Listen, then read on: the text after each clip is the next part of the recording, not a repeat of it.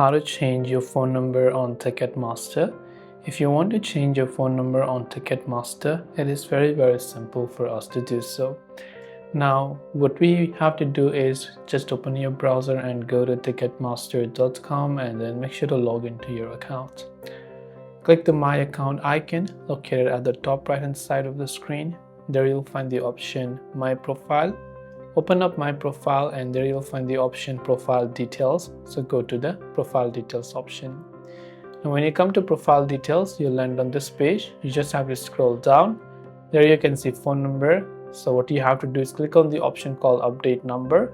When you click on Update Number, you'll be taken to the page where it asks you for a verification. So make sure to verify that and then just enter the new number that you want to change to and then verify that as well, and your phone number on Ticketmaster will be successfully changed. This way you can go ahead and then basically change your phone number on Ticketmaster.